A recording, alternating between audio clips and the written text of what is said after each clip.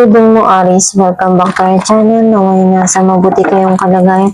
While watching the channel, this sa general reading, kayo nang bahalang magpalit-palit na situation nyo sa reading ko.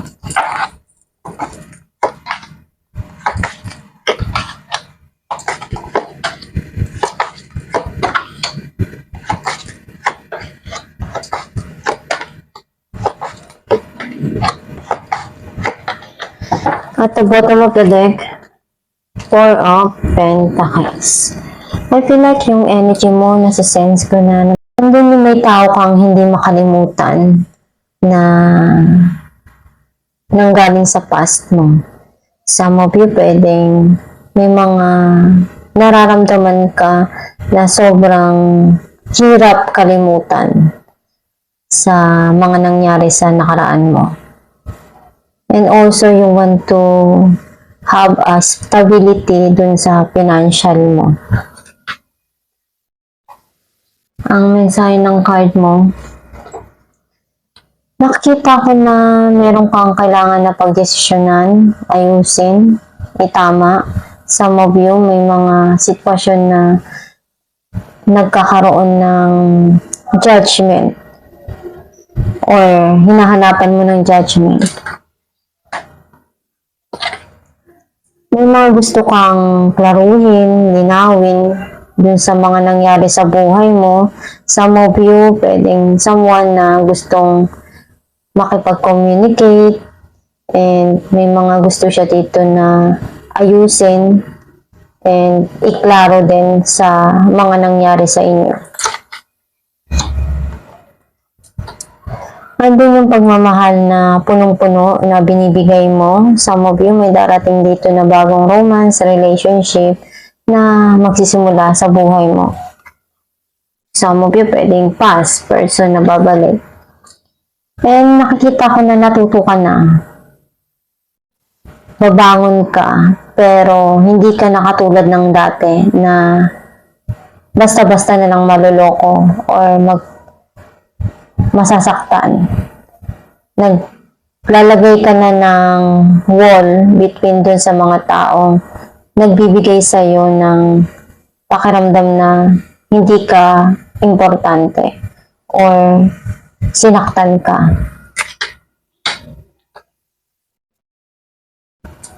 Nakikita ko na meron ditong parating na magkakaroon kayo ng reconciliation and magkikita kayo.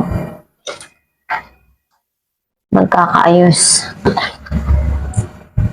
Andun yung justice na gusto mong makuha and you want to balance yung mga dumarating sa buhay mo and some of you pwedeng clarity.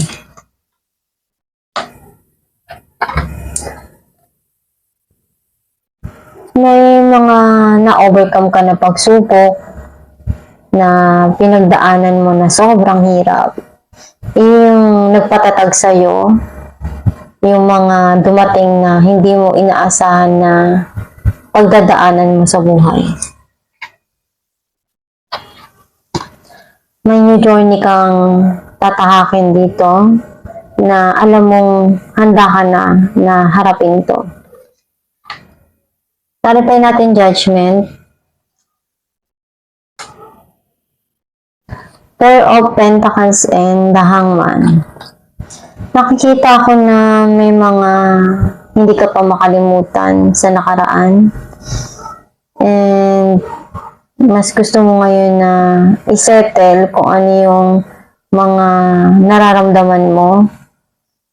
Kasi you try to remove yourself dun sa mga nangyari pero nahirapan ka na gawin yun.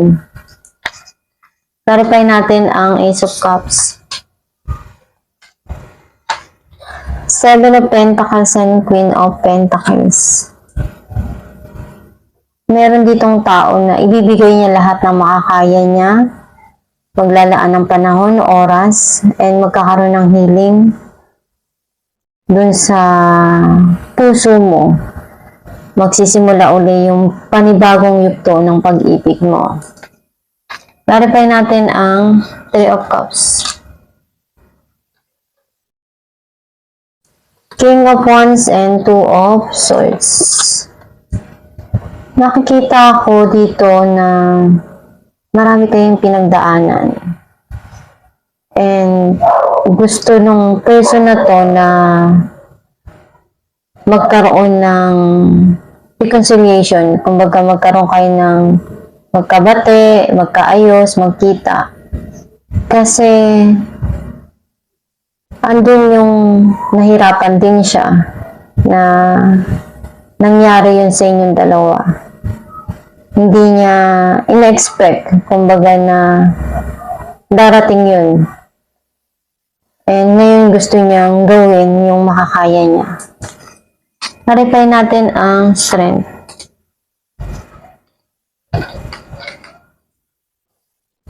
Knight of Pentacles and the Emperor.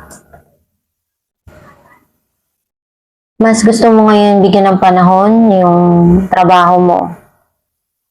And kontrolin yung mga nararamdaman.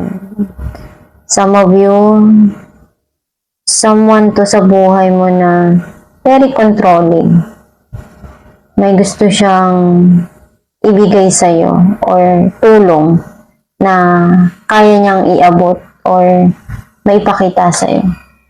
Clarify natin ang Knight of Swords. Seven of Swords and Five of Swords.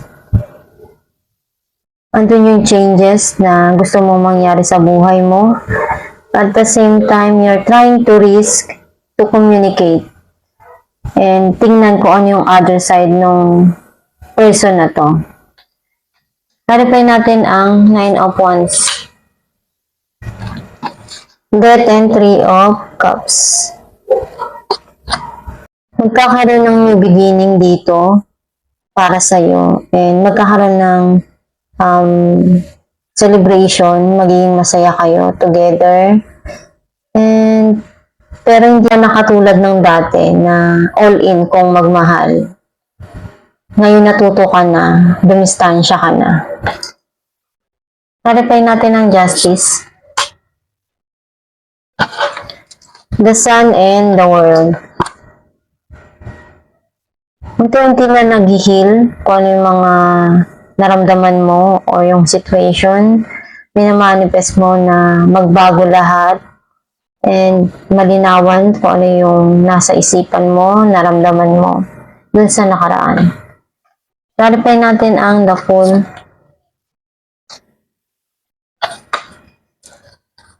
The Empress and Four of Pentacles. Nakikita ko na hindi mo pa rin makalimutan yung mga nangyari.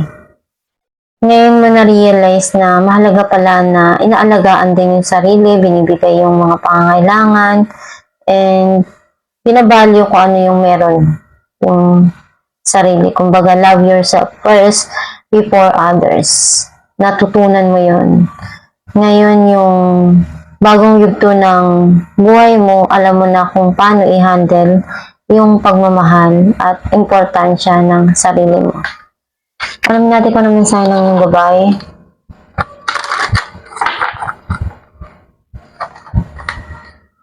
Focus on service.